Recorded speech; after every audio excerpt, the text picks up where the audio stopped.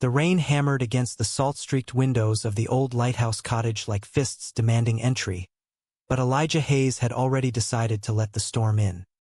His hands trembled as he folded the last of his flannel shirts into the battered duffel bag, the fabric whispering accusations of every night he'd spent pretending. And then the door flew open, Wyatt Kane silhouetted against the gray fury outside, his voice cracking like thunder. "What the hell are you doing?" Elijah froze, the zipper halfway up, his heart slamming against his ribs as if it might burst free and confess everything his mouth never could. Wyatt's eyes, those deep brown pools that had drowned him 1,000 times over, locked onto the bag, widening with a betrayal Elijah had never seen before. Not anger, not confusion, but something sharper, like the raw edge of a wound reopening. "You can't just leave," Wyatt said, stepping inside, water dripping from his soaked jacket onto the worn pine floors, his voice low and ragged, the words hanging in the air like smoke from a fire neither of them had dared to name. The cottage in Haven Point clung to the jagged cliffs of Maine's coastline like a secret too heavy to carry alone, its weathered shingles groaning under the relentless Atlantic wind. Elijah had found the place 5 years ago, right after college, when the world felt too big and too cruel for a kid from Portland who'd spent his youth hiding in plain sight. It was the kind of spot where fog rolled in like an old friend, blurring the lines between sea and sky, and where the lighthouse beam cut through the dusk like a hesitant confession. He'd convinced Wyatt to move in with him that summer, pitching it as an adventure. Cheap rent, fresh lobster traps, and endless nights by the driftwood fire. Wyatt, ever the optimist with his easy grin and calloused hands from summer's shingling roofs in Seattle, had laughed and said, "Why not? Brothers gotta stick together." But sticking together had become Elijah's undoing. Every morning started the same. The scent of strong coffee brewing on the ancient percolator, Wyatt's bare feet padding across the creaky boards as he hummed some indie folk tune Elijah pretended not to know by heart. They'd sit at the scarred oak table, knees brushing under it in that accidental way that sent sparks up Elijah's spine, talking about everything and nothing. The gulls wheeling outside, the latest podcast on true crime, or how the town's annual clambake was just an excuse for busybodies to gossip about who was sleeping with whom. Haven Point was small, the kind of place where everyone knew your middle name and the color of your high school crush's truck, but it had carved out a quiet space for them, 2 guys in their 20s navigating the driftwood of post-grad life. Elijah remembered the first time he'd felt the pull, really felt it like gravity shifting under his feet. It was a crisp October evening, leaves turning the dirt roads to fire, and they'd hiked up to Widow's Peak, the highest bluff overlooking the bay. Wyatt had packed a thermos of spiked cider, his laughter echoing as he recounted some dumb story from his barista days back west.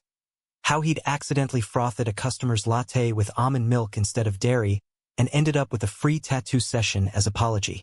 Elijah had watched him then, the way the fading sun gilded Wyatt's olive skin, his dark curls tousled by the breeze, and thought, this is what home feels like.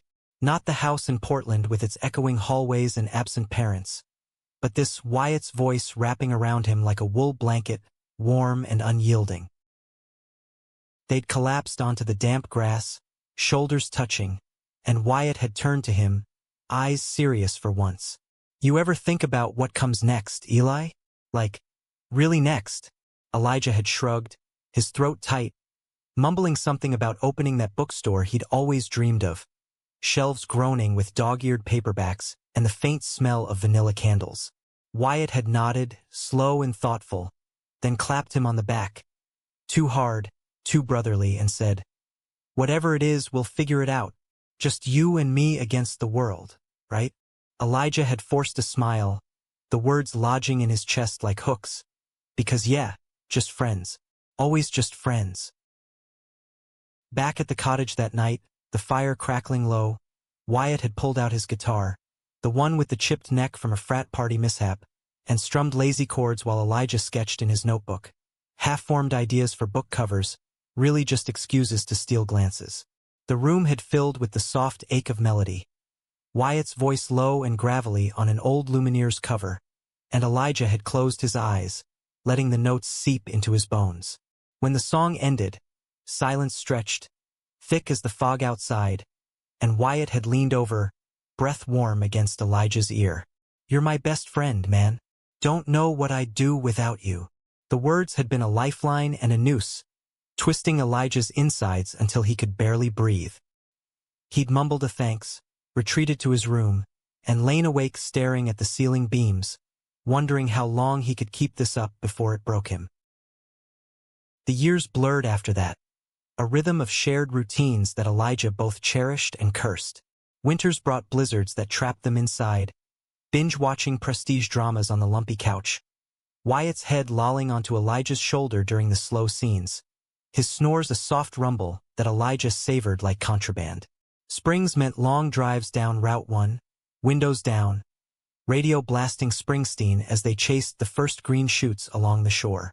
Summers were for midnight swims in the cove, the water shockingly cold against sun-warmed skin, Wyatt's laughter booming as he splashed Elijah like a kid. And fall. Fall was for harvest festivals in town, caramel apples sticky on their fingers, Wyatt's arm slung casual around Elijah's waist to steady him after one too many local IPAs. But cracks had started to show, hairline fractures Elijah tried to ignore. Like the time Wyatt brought home that girl from the diner, Sarah with her peroxide waves and laugh like shattering glass. Elijah had smiled through dinner, chopping vegetables with more force than necessary, while Wyatt's hand lingered on her knee under the table. Later, alone in the kitchen scrubbing plates until his knuckles bled, Elijah had whispered to the sink, "Just friends." "Yeah, right."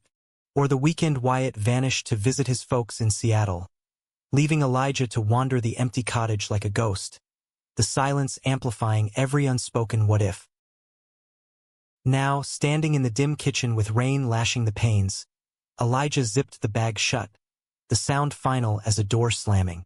Wyatt hovered in the doorway, jacket shed in a heap, his shirt clinging translucent to the lean muscles of his chest, remnants of those pickup basketball games at the community center. "Eli, talk to me," Wyatt pleaded, voice stripped bare, stepping closer until the space between them hummed with tension. Elijah's pulse thundered, memories flooding like the tide. Wyatt's hand steadying him after a slip on the icy docks, the way his eyes crinkled when he teased Elijah about his hipster taste in novels. How could he leave that? But how could he stay, choking on a love Wyatt refused to see?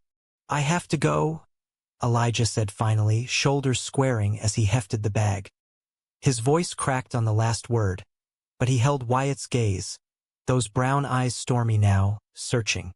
Wyatt reached out, fingers grazing Elijah's arm. Electric, familiar. And for a split second, Elijah thought he saw it. Recognition, raw and flickering, like a match struck in the dark. But then Wyatt dropped his hand, jaw tightening, and the moment shattered. "You think running fixes this? Us?" Wyatt's words hung heavy, laced with an undercurrent Elijah couldn't place. Hurt? Fear? The rain outside swelled to a roar, mirroring the chaos in Elijah's chest. As he turned toward the door, the weight of 5 years pulling him back even as his feet carried him forward. Haven Point faded behind him in the downpour, but Wyatt's voice echoed, a ghost he couldn't outrun. "Don't do this, Eli. Please." The road out of town twisted like a vein through the pines, headlights cutting feeble paths through the sheets of rain. Elijah gripped the wheel of his old Subaru, knuckles white, the duffel bag a lump in the passenger seat like an accusation. He'd aimed for Portland at first, maybe crash with his cousin there, but the wiper's rhythmic slap lulled him into autopilot, miles slipping by until the sign for Ridge Valley loomed. A speck of a town an hour south, known for its apple orchards and that one artisanal cheese shop everyone raved about. It felt anonymous enough, a pit stop before whatever came next. He pulled into a motel off the highway, the neon vacancy sign buzzing like a migraine. The clerk, a grizzled vet with tattoos snaking up his forearms, barely glanced up from his crossword. Room 7 smelled of stale smoke and regret, the bed sagging under Elijah's weight as he sank onto it, bag untouched at his feet. His phone lit up on the nightstand, Wyatt's name flashing like a flare. 3 missed calls, a text. "Where are you? We need to talk." This isn't over. Elijah's thumb hovered, heart a war drum, before he powered it off. Talking wouldn't change the script they'd been reading from for years. Wyatt, the straight-arrow golden boy with his easy charm and buried doubts. Elijah, the quiet observer, loving in silence until it poisoned him. Sleep came fitful, dreams tangled with fog-shrouded cliffs and Wyatt's laugh dissolving into waves crashing over him. Morning broke gray and sodden, Elijah nursing coffee in the motel's dingy lobby, staring at the classifieds in the local paper. Help wanted, bookseller assistant. It read, for a shop in Ridge Valley proper. The hollow bind, tucked in a Victorian on Elm Street. It was a sign or desperation dressed as one. He applied on a whim, the owner, a sharp-eyed woman named Marlowe with silver streaks in her bob, hiring him on the spot after a 10-minute chat about Vonnegut's bleak humor. You look like you need a story to lose yourself in, she'd said, keys jangling as she handed him the spare set. The hollow bind was a warren of nooks and crannies, shelves bowing under tomes that smelled of dust and forgotten promises. Elijah lost hours there, recommending dog-eared copies of The Night Circus to wide-eyed teens or debating plot twists in The Secret History with the occasional professor from the community college. It was a balm, this quiet immersion, but evenings brought the ache back tenfold. He'd hole up in his rented room above a bakery, the scent of cinnamon rolls wafting up like taunts, and scroll through old photos on a burner phone. Wyatt grinning from a hayride, arms slung around Elijah's neck. The two of them silhouetted against a bonfire, sparks rising like prayers. 2 weeks in, the dam cracked. A customer, a lanky guy named Finn with ink-stained fingers and a shy smile, lingered too long over the poetry section, asking Elijah's opinion on Ocean Vuong. Their conversation flowed easy, laced with shared silences that felt safe, not loaded. Finn invited him for coffee at the corner cafe, and Elijah went, telling himself it was just politeness. But as they sat across from each other, steam curling from mugs, Finn's hand brushed his on the table, intentional, warm, and Elijah pulled back like scalded, mumbling excuses about inventory. Finn's face fell, polite confusion masking hurt, and Elijah fled into the autumn chill, leaves crunching underfoot like brittle apologies. Back at the shop the next day, he buried himself in restocking, alphabetizing until his fingers cramped. Marlowe noticed, of course, owners like her had a sixth sense for fractured souls. "Spill it, kid," she said over closing time, pouring them each a finger of bourbon from a flask hidden in her desk. Elijah hesitated, then let it tumble out. The cottage, the friendship, the love he'd carried like a stone in his gut. Marlowe's eyes softened, lines deepening with understanding. Sometimes the stories we tell ourselves are the hardest to rewrite. But you deserve a page turn, Elijah. Don't let fear author your ending. Her words echoed that night as he walked the leaf-strewn streets of Ridge Valley, the air crisp with the promise of frost. He thought of Wyatt then, not with the usual twist of longing, but a quiet clarity, the way Wyatt had always deflected, changing the subject when talk turned personal, his touches lingering just shy of invitation. Was it denial, fear of the town's whispers, or his own? Elijah had never pushed, terrified of shattering the fragile peace. But now, in the anonymity of this new place, he wondered if leaving had been the push Wyatt needed, or if it was just Elijah finally choosing himself. The phone stayed dark, no more messages, and part of him grieved the silence, the absence of Wyatt's chaos. But another part, smaller but growing, breathed freer, tasting the salt of possibility on the wind. Ridge Valley's orchard stretched golden under the harvest moon, and for the first time in months, Elijah allowed himself to imagine a harvest of his own. Not the scraps of what Wyatt might give, but something whole earned. Yet fate, that capricious storyteller, had other plans. The bell over the shop door jingled late one afternoon, a gust of chill air announcing the customer, and Elijah looked up from the register to find Wyatt standing there, drenched from the sudden squall, his eyes haunted as the sea after a storm. "I drove all night," Wyatt said, voice rough. The words a bridge extended across the chasm Elijah had carved. The air thickened, charged with everything unsaid, and Elijah's resolve wavered, the hook sinking deep once more. Wyatt's arrival in the hollow bind felt like an intrusion from another life, the kind that upends the careful order you've built brick by fragile brick. He stood just inside the threshold, water pooling at his boots, his flannel shirt, the green one Elijah had bought him for his birthday 2 summers back, clinging like a second skin. The shop's warm lamplight cast shadows across his face, hollowing his cheeks, and for a moment, Elijah saw the boy he'd met freshman year at the University of Maine. Wide-eyed, adrift, nursing a beer at a kegger while the world spun too fast.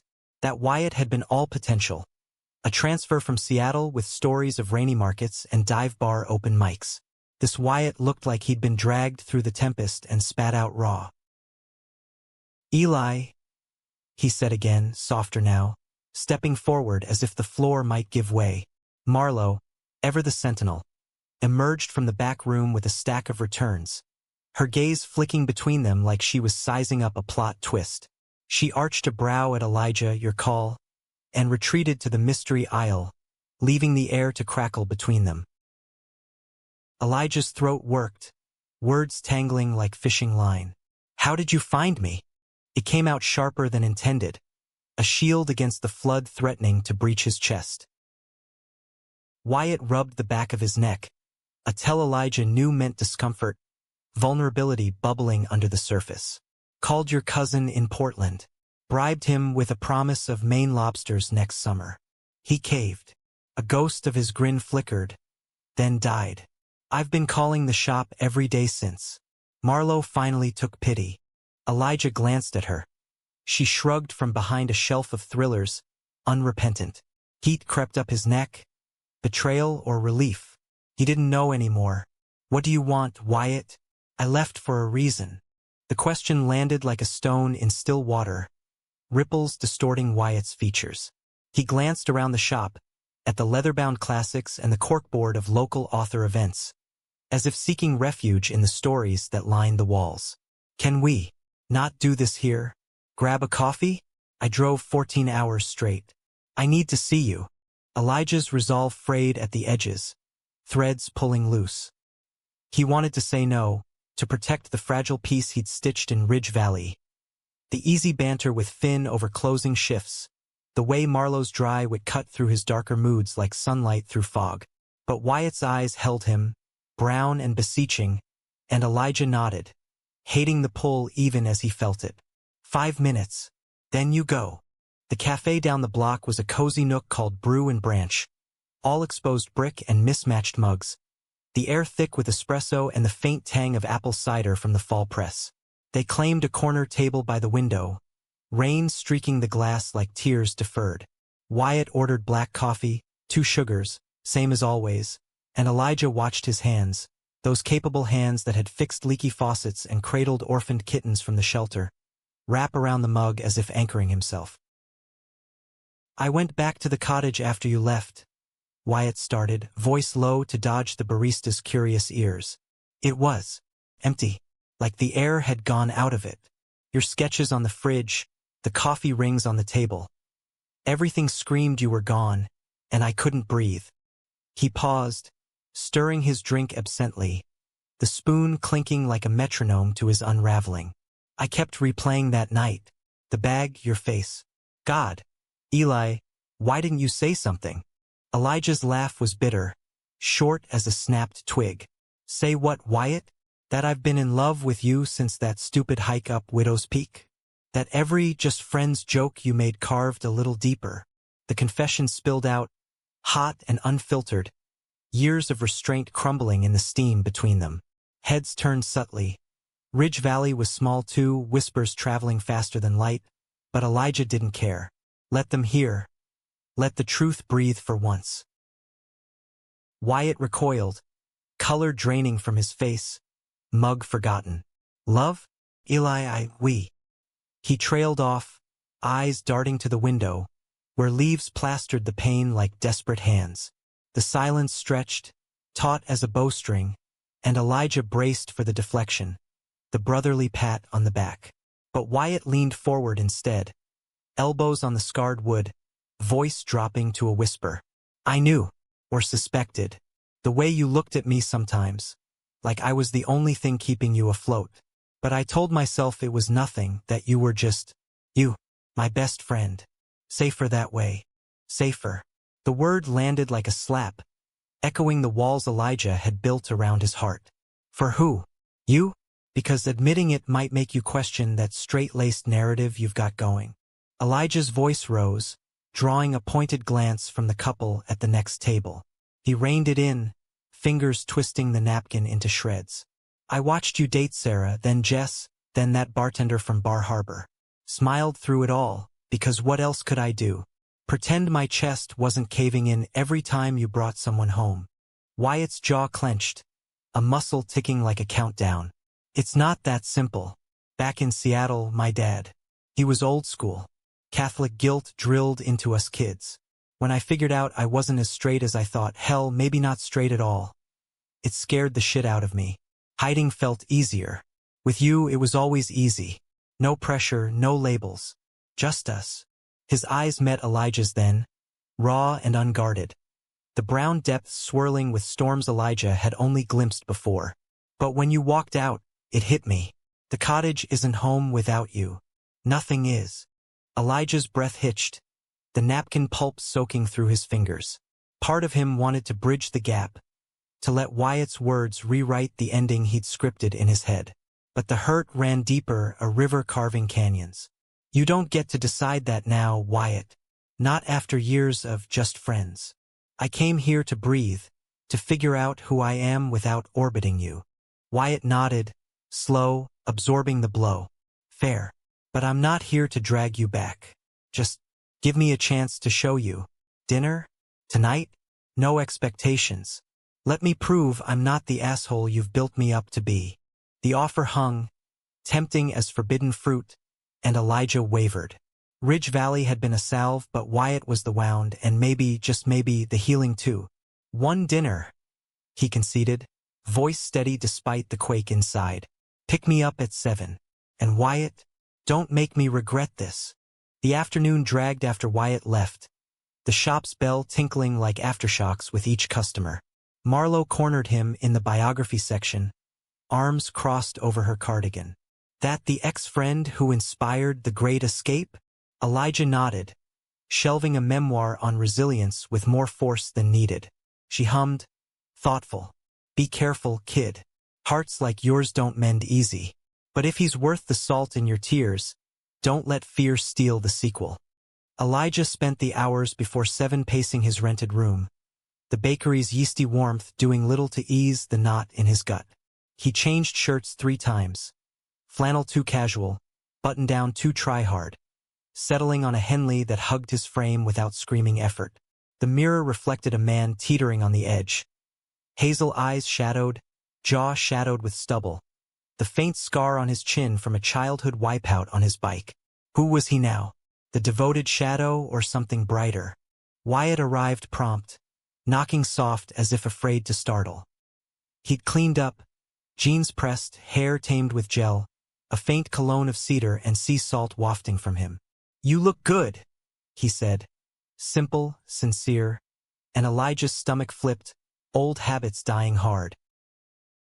They drove to a farm-to-table spot on the outskirts, lanterns strung along a gravel path leading to a barn converted into dining space.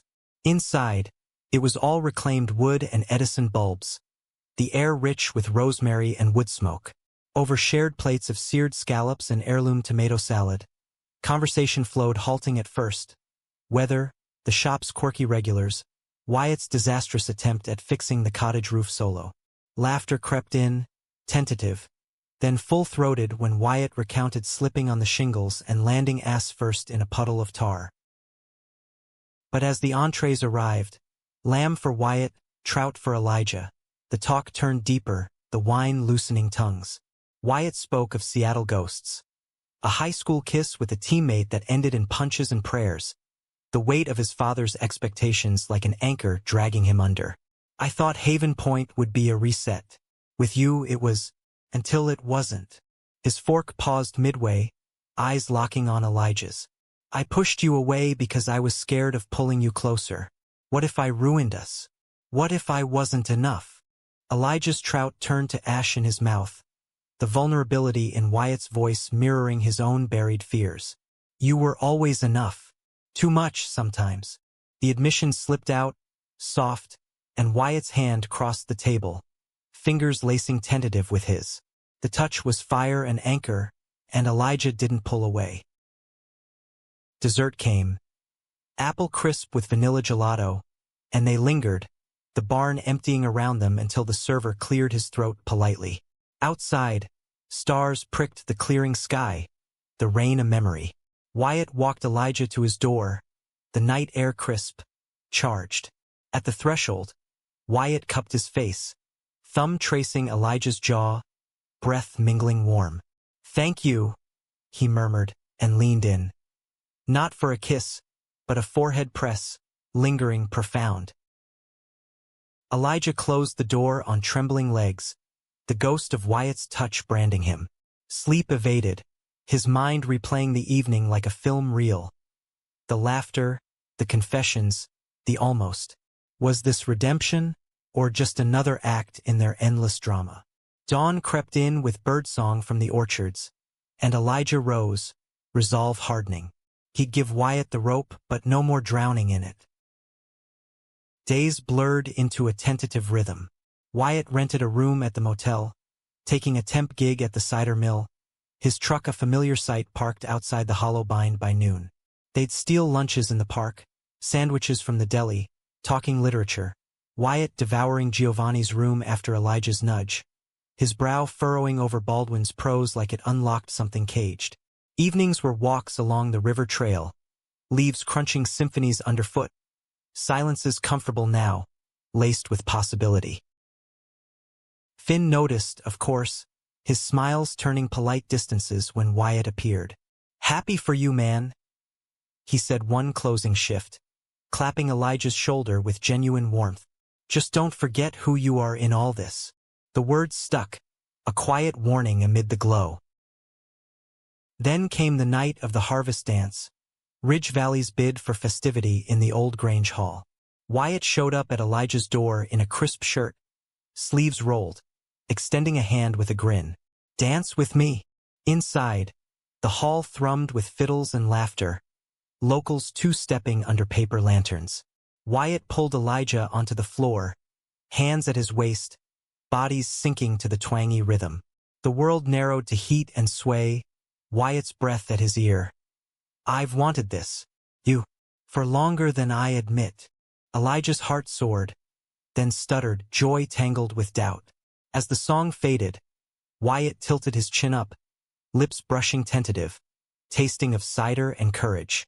The kiss deepened, the hall fading to irrelevance, until a cheer broke through, Marlowe, whooping from the sidelines. They broke apart, flushed, laughing, and for that moment, Elijah believed in happy chapters. But stories twist, and theirs was no exception. The next morning, Wyatt's phone buzzed insistent on the nightstand, Elijah stirring to the vibration. Wyatt snatched it, screen angled away, but not before Elijah glimpsed the name, Dad. The call ended quick, Wyatt's face paling as he dressed. "Family stuff," he muttered, avoiding Elijah's eyes. "Gotta head back to Seattle for a bit. Dad's not doing great." Elijah nodded, masking the chill creeping in. "When?" "Tomorrow. I'll call." The kiss goodbye was hurried, Wyatt's truck rumbling away down the leaf-choked street. Days stretched to a week, texts sporadic. "Miss you." Handling things. Then silence. A void Elijah filled with shifts at the shop, burying hurt in recommendation lists. Marlowe found him one rainy afternoon, staring at the window display like it held answers. "Spill, Hayes, you've got that kicked puppy look again." He did, words tumbling. The dance, the kiss, the vanishing act. She sighed, pouring bourbon. Men like him, good hearts, tangled wires. Give him space, but not your whole damn book. Elijah tried, diving into a reading series on queer lit, drawing a crowd of curious locals. Finn co-hosted one night, their banter sharp, healing. But the ache lingered, a bruise under the skin. 2 weeks in, a letter arrived. No return address. Wyatt's scrawl on the envelope. Inside, pages thick with confession. Eli, Dad found out about us. From a cousin who saw the shop pics online. It blew up, yelling Bible quotes, the works. I'm staying to sort it, but it's killing me. I love you. Wait for me? The words blurred through tears. Love a lifeline tossed across the miles. Elijah folded the letter, heart fracturing and mending in equal measure. Waiting wasn't surrender. It was faith in the story they were writing together.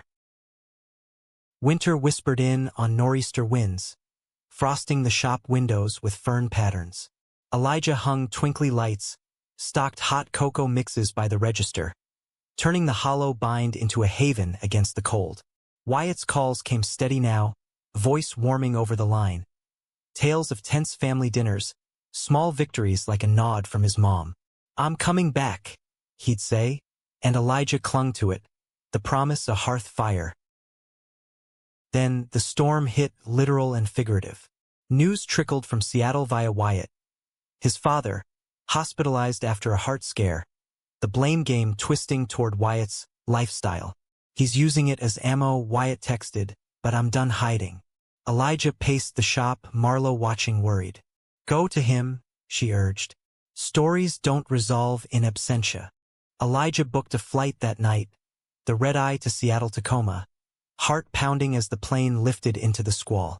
Seattle greeted him with relentless drizzle, the city a maze of evergreens and steel. He rented a car, navigating slick streets to the hospital in Bellevue, nerves jangling like loose change. Wyatt met him in the lobby, hollow-eyed but lighting up at the sight. They embraced fierce, the world narrowing to hospital fluorescence, and whispered I missed yous. Upstairs, the room hummed with monitors. Wyatt's father, Raoul Kane, stern even in frailty, glaring from his bed. So you're the one, he rasped, eyes raking Elijah. Wyatt stiffened, but Elijah stepped forward, voice calm. I'm Elijah, and I love your son. All of him. The words hung, defiant, and Raoul's gaze softened fractionally, exhaustion winning over ire. They talked, halting, raw, over vending machine coffee in the family lounge. Raoul admitted fears. Losing Wyatt to a world he didn't understand. Echoes of his own youth in macho Mexico. I pushed too hard, he murmured. Wyatt squeezed Elijah's hand under the table, silent thanks. Days blurred in vigil. Elijah crashing on Wyatt's childhood couch, flipping through photo albums of a gap-toothed Wyatt at baseball games. Bonds mended slow, like ice cracking under spring sun. Raoul discharged, gruff but thawing, clapping Wyatt's shoulder with a, take care of each other. The flight home was quiet, hands entwined, Seattle shrinking below. Back in Ridge Valley, snow blanketed the orchards, the world hushed. They drove to Haven Point that weekend, the cottage waiting like a prodigal's return. Inside, dust motes danced in the light, and Wyatt pulled Elijah close by the window, the sea a silver ribbon beyond. No more just friends, he whispered, kiss sealing the vow. Spring unfurled gentle, petals scattering like confetti. They rebuilt. Wyatt joining the shop part-time, hands steady on the register. Lazy Sundays in the cove, toes in the surf. But peace brought its own tempests. Wyatt's nightmares of rejection, Elijah's echoes of silence. They navigated with talks by firelight, vulnerabilities bared like offerings. One June evening, under a sky bruised purple, Wyatt dropped to one knee on Widow's Peak, ring glinting, a simple band etched with waves. Marry me, Eli. Let's make this our story. Tears stung, joy sharp as salt, and Elijah said yes, the yes a bridge to forever. Yet stories linger, echoes in the margins. As they planned amid laughter and lists, Elijah traced the scar on Wyatt's knuckle, a reminder. Love wasn't absence of storm, but dancing in it. Haven Point bloomed around them, a testament to roots reclaimed, and in the quiet, they found grace. Not perfect, but profoundly theirs. Summer in Haven Point arrived like an uninvited guest, bold and unapologetic, turning the coastal chill into a languid heat that clung to skin like regret. The cottage windows stayed flung open, admitting the hum of cicadas and the distant crash of waves. But Elijah felt the warmth deeper, in the way Wyatt's presence filled the spaces he'd once wandered alone. They moved through days with a new synchronicity, Wyatt hauling crates of books from deliveries, his laughter booming when Elijah tripped over a stack of hardcovers. Elijah experimenting with chowders in the kitchen, Wyatt's appreciative groans better than any review. It was domesticity laced with wonder, each touch a small revolution against the years of restraint. But revolutions breed their own unrest. Wyatt's proposal had been a pinnacle, the ring a talisman on Elijah's finger, yet the climb back down stirred undercurrents. Late nights, when the lighthouse beam swept the room like a searching eye, Wyatt would wake sweating, murmuring apologies to shadows. Elijah learned the shape of those dreams. His father's voice thundering scriptures, the Seattle rain masking sobs. "It's stupid," Wyatt would mutter, curling into Elijah's side, stubble rough against his shoulder. "I'm here. We're good. You're allowed to not be," Elijah would reply, fingers carding through Wyatt's curls, the motion soothing as a lullaby. But doubt crept in for Elijah too. Whispers in the mirror of, is this real? Or will he wake one day and run? The shop helped ground him, Marlowe's visits from Ridge Valley a tonic of sarcasm and support. Marriage is just legalized codependence, she'd quip over tea, but her eyes held approval, a nod to the man Elijah was becoming. Planning the wedding became their canvas, strokes of normalcy amid the extraordinary.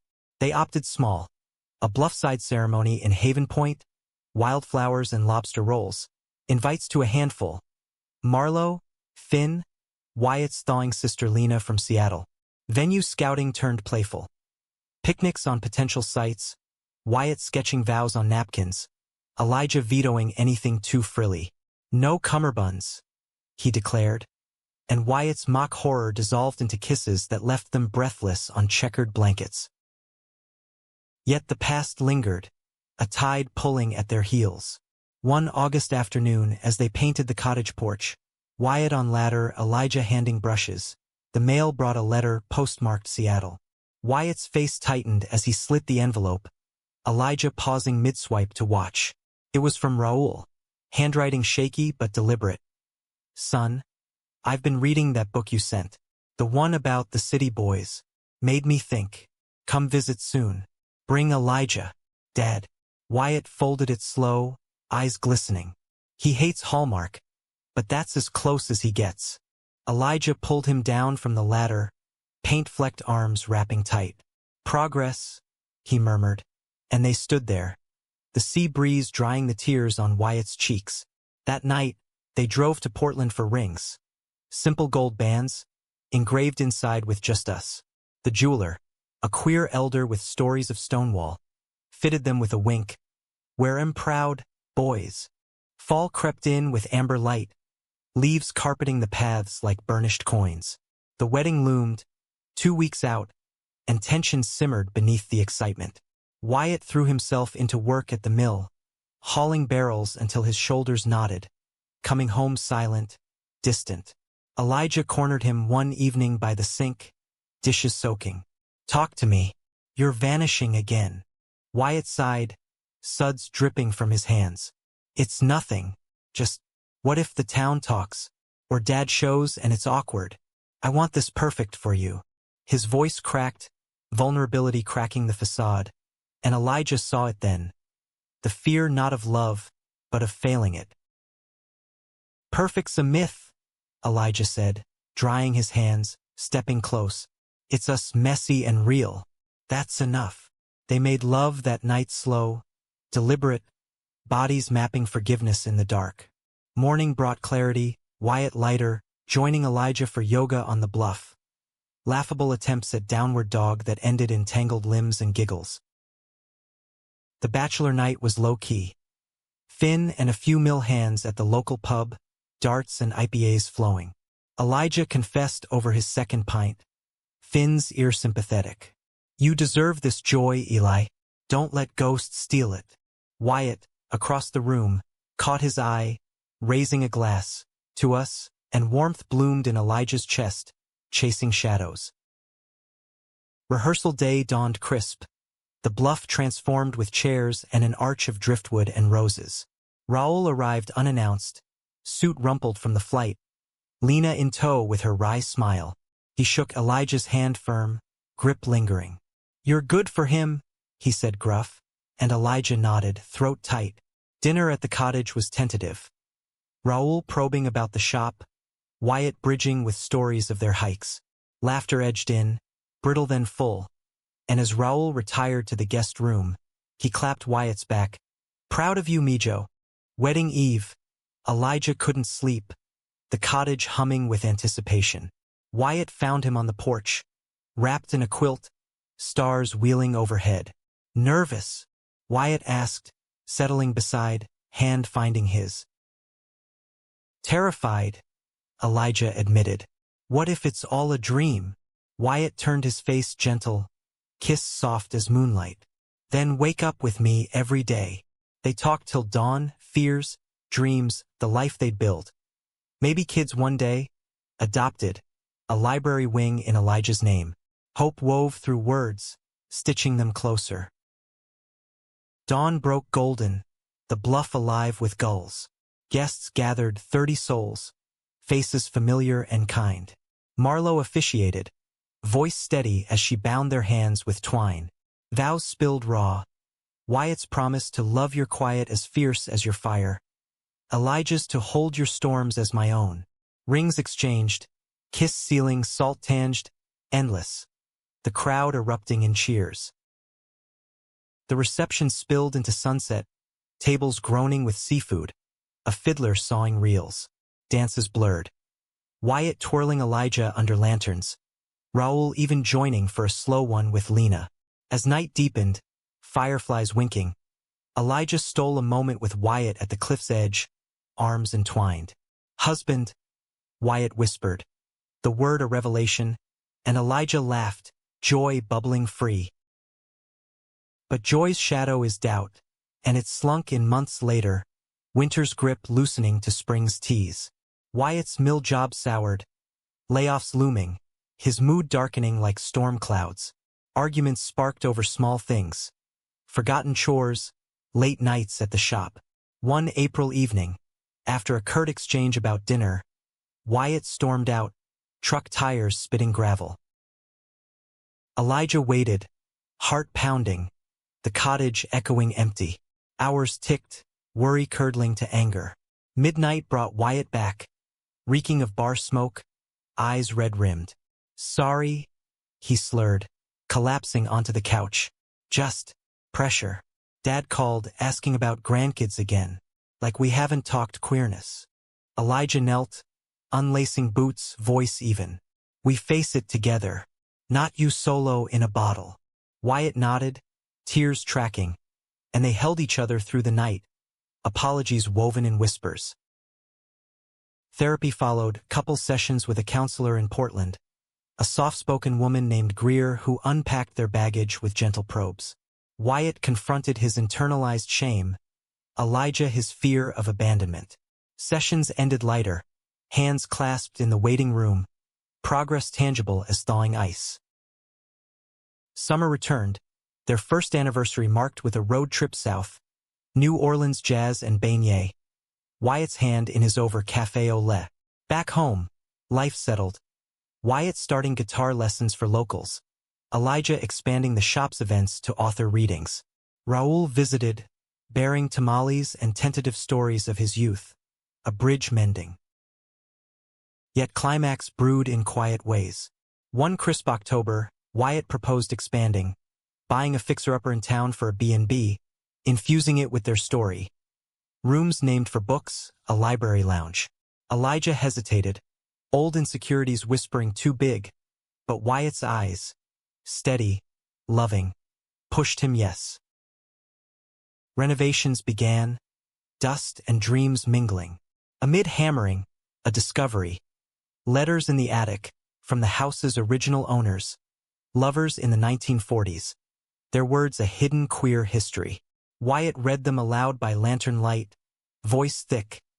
They hid too, but they endured. Fueled them a legacy claimed. As opening neared, tension peaked. Delays, budget strained. Wyatt snapping under stress.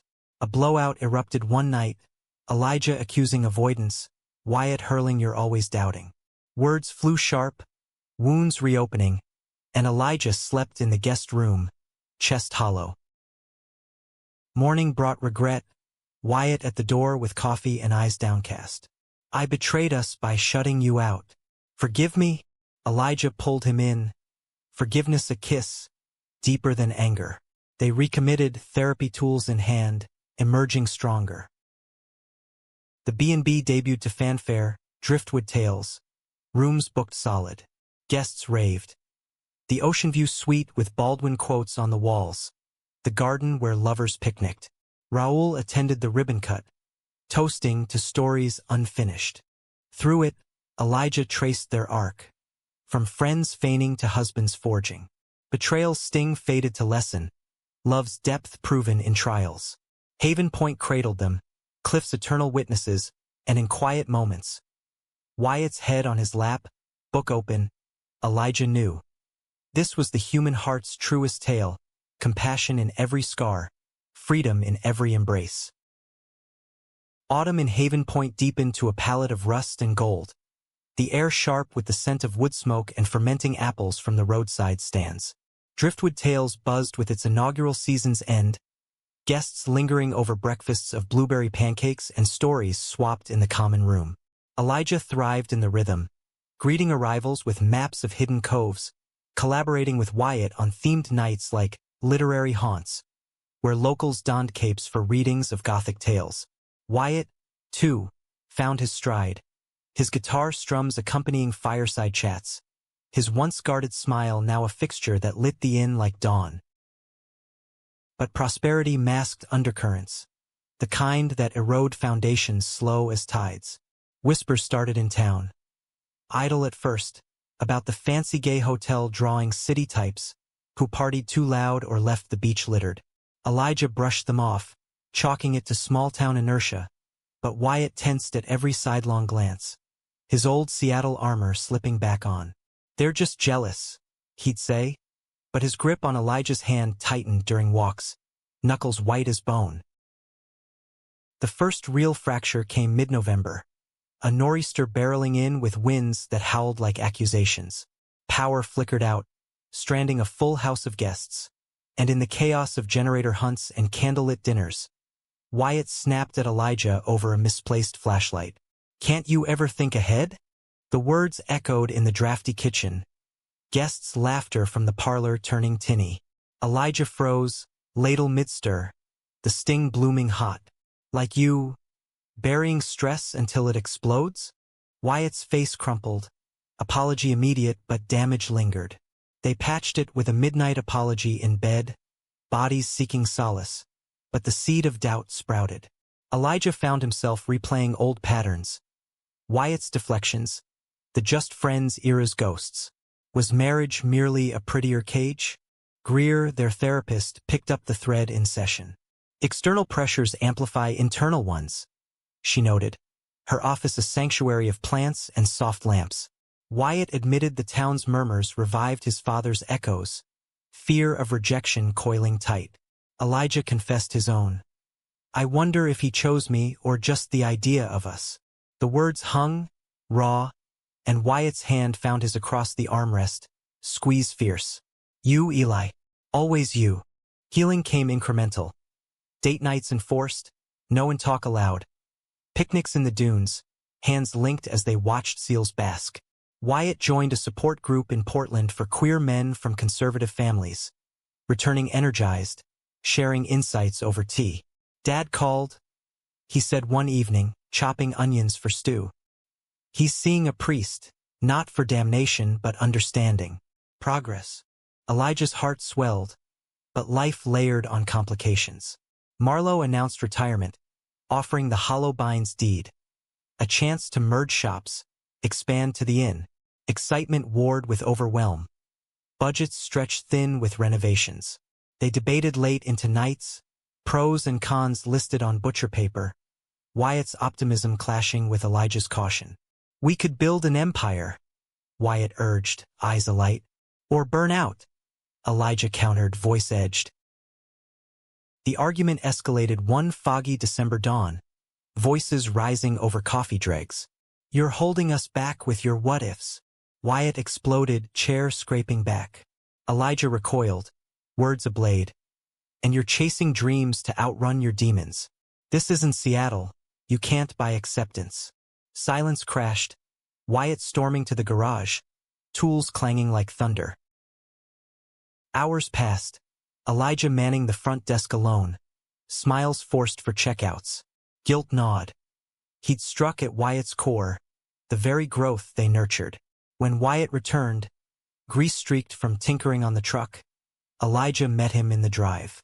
"I was scared of losing us to ambition." Wyatt pulled him close, flannel absorbing tears. "Me too. Let's slow it. Together." Resolution brought thaw. They tabled the shop merge, focusing on in tweaks. A queer history library corner. Events with local LGBTQ authors. The new year dawned with a vow renewal of sorts. Just them on the bluff. Rings polished, promises whispered to the wind. Spring bloomed resilient, but betrayal specter loomed larger. A guest review surfaced online, vicious, anonymous. "Quaint if you like agenda pushing. Felt judged for my traditional views." It snowballed, cancellations trickling, towns divide sharpening. Wyatt internalized, patrols around the property turning vigilant, his laughter rarer. Elijah rallied, posting counterstories, guest testimonials, photos of inclusive brunches. But privately, fear festered. One stormy April night, as thunder rattled windows, Wyatt confessed over whiskey. "What if we leave? Start fresh somewhere bigger, like Portland?" The suggestion gutted Elijah. Haven Point was their roots, hard won. "Running? That's not us. It's surviving." Wyatt shot back, glass slamming. The fight reignited old fires, accusations flying. Elijah clinging to pain, Wyatt fleeing it. They parted furious, Elijah to the guest room, sleep elusive amid lightning flashes. Dawn brought clarity or desperation. Elijah rose early, driving to Ridge Valley for Marlowe's counsel. She met him on her porch, tea steaming. "Betrayal isn't always a knife from outside," she said, rocking chair creaking. "Sometimes it's the mirror showing your fears." Back home, he found Wyatt in the garden, weeding with mechanical fury. "I love this place because of you," Elijah said, kneeling in the mud. "But not if it breaks us. Fight with me, not against." Wyatt dropped the trowel, embracing dirt smeared. "God, I hate when you're right." They cried then, released cathartic, and called Greer for an emergency session. There, they unpacked the review's trigger. Wyatt's internalized homophobia flaring, Elijah's abandonment scars bleeding. Tools emerged, boundary setting, community outreach. Summer tested resolve. They hosted a pride picnic, rainbow flags fluttering, locals mingling wary then warm. Raoul flew in, manning the grill with surprising gusto, his toast, "To love that endures," drawing cheers. Reviews shifted positive, cancellations reversing, the inner beacon. Yet climax crested in August heat. An ex from Wyatt's Seattle days, Cole, a brooding artist with unresolved grudges, booked a room, for old times. Wyatt disclosed up front, but Cole cornered him in the bar, words slurred. "You always played straight to save face. Now this domestic bliss? Pathetic." Wyatt froze, old shame surging, and Elijah, overhearing from the hall, stepped in. "Leave. Now." Cole sneered, but complied, tail between legs. After Wyatt shattered, sobbing in Elijah's arms, he saw the coward I was. Elijah held firm. "The man who chose me? Brave as hell." They made love fierce that night, reclaiming power, bodies a testament to survival. Fall brought harvest in thriving. They adopted a rescue dog, a scruffy mutt named Finnick, adding chaos and joy. Raoul visited often, stories flowing freer, a grandfather in waiting. As leaves fell, Elijah reflected. Conflict had forged them, betrayal a teacher, love the constant. Winter's hush settled, snow blanketing cliffs. One eve, by firelight, Wyatt strummed a new song, lyrics of cliffs and confessions, Elijah's name woven in. Our story, he said, and Elijah kissed him, heart synced. Humaneness lay in the scars, freedom in the telling, identity in the holding. Haven Point endured, as did they, romantic, raw, redeemed. Winter in Haven Point wrapped the world in crystalline silence, the sea frozen in whitecaps that glittered under weak sun. Driftwood tails hunkered down, fires roaring in every hearth, guests seeking refuge in the inn's glow, couples snowshoeing the trails, families building forts from spare blankets. Elijah and Wyatt fell into the season's cadence, mornings tangled in flannel sheets, afternoons plotting spring expansions over cocoa spiked with rum. The dog, Finnick, bounded through drifts, his barks muffled echoes of their laughter. But peace, like snow, melts under heat. Wyatt's growth plateaued, therapy sessions waning as work swelled. He took on carpentry side gigs, restoring the old chapel for the Historical Society, coming home bone-weary, conversations clipped to logistics. Elijah felt the drift, a subtle widening, like fog obscuring the horizon. Miss talking, he ventured one night, plates cleared, Finnick snoring at their feet. Wyatt yawned, rubbing temples. Me too. Tomorrow?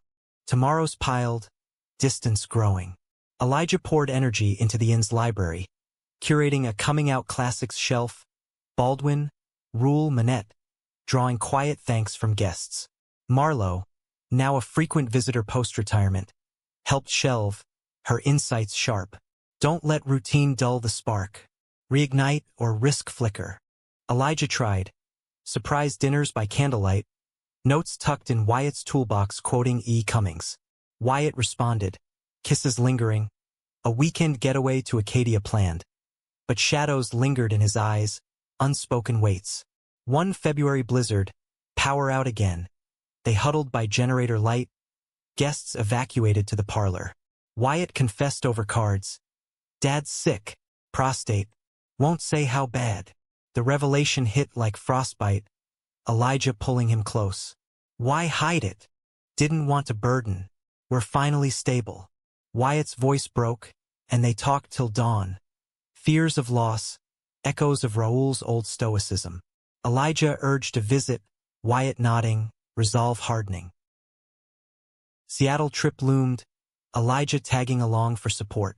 The city assaulted with rain-slick memories, Wyatt navigating tense as they reached Raoul's modest bungalow. Lena greeted warm, but Raoul, thinner, eyes shadowed, held stiff. Over tamales, talk skirted illness, Raoul deflecting with sports scores. Wyatt pushed gentle. We want to help, Dad. Raoul's facade cracked, tears welling. Scared, Mijo, of leaving unfinished. The admission unlocked floods. Raoul sharing youth tales. A forbidden crush on a neighbor boy, buried under migration's hardships. I pushed you to hide so you wouldn't hurt like me. Wyatt forgave aloud. Embrace fierce. Elijah witnessing redemption's quiet power. They extended stay. Elijah reading to Raoul from the letters they'd found. Voices bridging generations. Return brought closeness, Wyatt lighter, channeling energy into a legacy builds workshop at the inn. Queer elders sharing crafts. Youth listening rapt. Elijah beamed, pride swelling, but undercurrents stirred. Town council meeting announced. Zoning changes threatening small businesses, in potentially rezoned for condos. Panic rippled, Elijah rallying petitions, Wyatt leveraging carpenter networks. Stress mounted, arguments resurfacing, Wyatt's impatience with bureaucracy clashing Elijah's measured advocacy. One March thaw evening, rain lashing again, it boiled over. You're fighting windmills, Wyatt yelled, maps crumpled. And you're quitting before the race, Elijah retorted, storming to the study. Hours later, Wyatt knocked, contrite with pie from the bakery. "We're a team. Sorry for forgetting." Forgiveness flowed, but doubt seeded deeper. Elijah confided in Finn over beers, now a friend, platonic anchor. "Marriage isn't honeymoon forever," Finn said. "It's weeds and water. Pull together." Sage words, but Elijah's mind wandered to what-ifs. Life solo, unburdened. Climax brewed in April blooms. Raoul's condition worsened, chemo looming. Wyatt shuttled west, absences stretching weeks. Letters bridged, Wyatt scrawls vulnerable, Elijah steadying. Then, betrayal's blade. A call from Lena, voice hushed. "Wyatt's not telling you. He's seeing an old flame. Cole says it's closure, but watch your heart." Elijah's world tilted. Phone slipping from numb fingers. Cole, the in-confrontation a year prior, venom fresh. Rage warred with grief. He drove to the airport that night. Flight booked. Storming Seattle under bruised skies. Raoul's house, lights low. Wyatt on the porch, phone to ear. Cole's laugh tinny through the speaker. Elijah's approach silent, heart-shattering. Wyatt hung up, spotting him, face ashen. "Eli, how? Doesn't matter. Is it true?" Voice steel, Elijah held Wyatt's gaze, rain mingling tears. Wyatt deflated, nodding. One night, after Dad's bad scan, panicked called for familiarity. Stupid, wrong. It meant nothing. The confession gutted, Elijah reeling. "Nothing? Or everything I feared? That I'm safe, not desired?" Wyatt reached desperate. "No, God, no." Cole was regret you were home. But Elijah stepped back, pain a chasm. "You betrayed us. For closure?" Inside, Raoul watched from window, Lena hovering. Chaos erupted. Yells, Lena mediating, Raoul summoning strength for enough. In the living room, circle of hurt, Raoul spoke first. "I taught him hiding. Don't let my sins end you."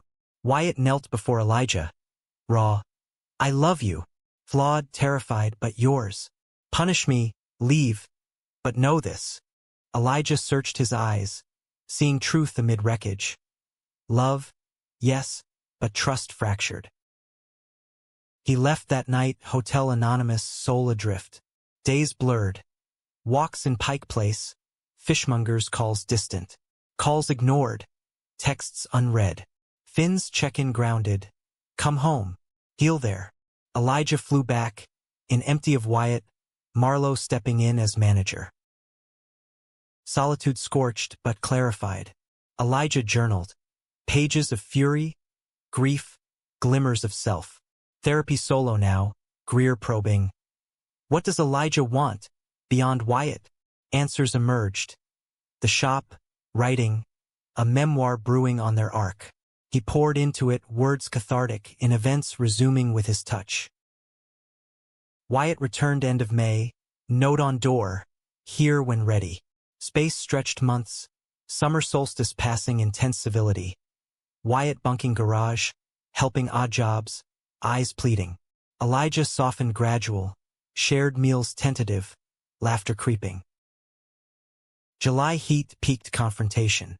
Bluff picnic, sunset bleeding orange. Elijah laid bare. "I forgive the act, but rebuild trust, therapy, transparency." Wyatt agreed, tears mingling sand. "Every day, for you." Reconstruction slow. Weekly dates, Wyatt journaling triggers, Cole blocked eternal. Raoul's updates wove hope, chemo working, visits planned. Fall brought harvest. In's anniversary bash a triumph, Wyatt's toast. To second acts, drawing applause. As leaves turned, Elijah finished memoir draft. Wyatt first reader, comments tender. Our story, beautiful, brutal. Love rekindled, deeper for scars, romantic in resilience. Winter returned, snow pure. Raoul visited, frailty masked by grin, toasting by fire. You boys, stronger than my stubborn heart. Laughter echoed, family forged. Through trials, message crystallized. Compassion heals betrayal, Freedom blooms in honesty. Identity endures storms. Elijah, tracing Wyatt's ring finger in quiet, knew. Love's not flawless, but faithful. Spring in Haven Point erupted defiant. Crocuses thrusting through frost-kissed earth, mirroring the tentative green shoots in Elijah and Wyatt's mended world. The inn pulsed with renewal, new wing underway, funded by Memoir Buzz.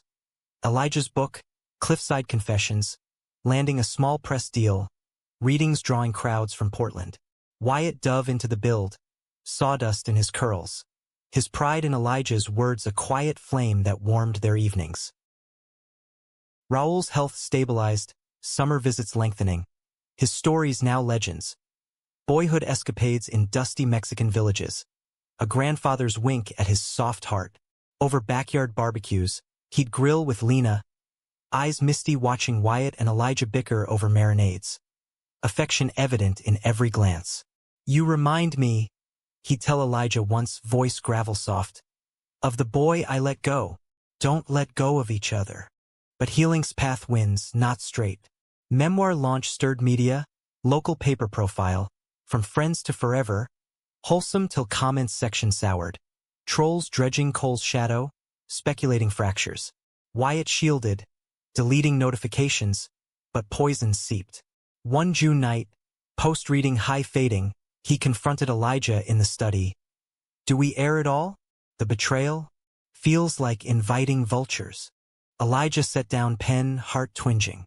"It's our truth. Hiding dishonors it." Debate simmered, Wyatt's fear of exposure clashing Elijah's advocacy for visibility. Resolution came compromise. Book stayed honest, but in events focused forward, panels on queer resilience, not rupture. Summer solstice brought ritual. Bluff bonfire, friends gathered, Raoul presiding with tales. Finnick chased sparks, Wyatt's arm around Elijah, ring glinting fire gold. As embers died, Wyatt whispered, "Proud of us?" Kiss sealing summer's promise. Yet climax loomed in July swelter. Town zoning vote neared, opposition rallying, petitions against changing Haven Point's character. Code for their queerness.